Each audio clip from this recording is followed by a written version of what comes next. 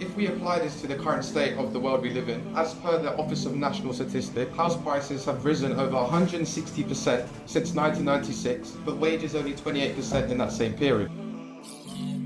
Debt is in the DNA of Islamic finance, and that's wholly unfortunate, right? Because in my view, when we look at Islamic finance, I mean, we look, some of the consequences would be like risk sharing, participation, and justice. None of these are achieved through debt.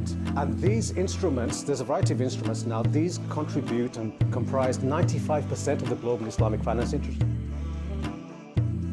It took them 6 weeks to come back with an answer. Out of the 2 transactions that were joined together, there were hotels. They would do one and not the other. In the time it took them to come back, I did the deal in 6 weeks and 4 days. From the beginning to the end, I would say there's a lack of understanding. That's the first point. And I think there is a delay in wanting to understand that. If you're collecting 9%, then why are you trying to then create a situation where you're going to be offering 4%?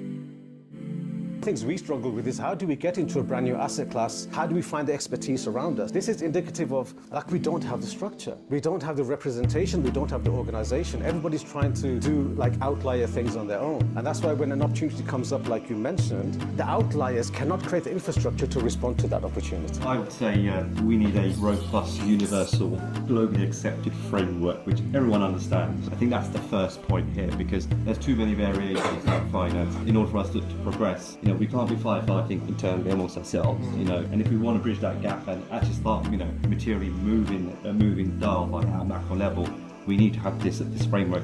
And whether it be having the ulama come and get involved, having like practitioners, those in Islamic finance will coming together, bouncing ideas. We need to globally accept something, which is we need to be people of impact, people of role models. Don't listen to the uncles and aunties too much. You guys are the future. We can learn from them, we tap into their knowledge, but ultimately you're behind the wheel now, right? So take responsibility. You're here from, not because you're brilliant or you're smart, it's a trust from Allah, and inshallah we can continue to kind of battle against riba and support each other in the real estate space.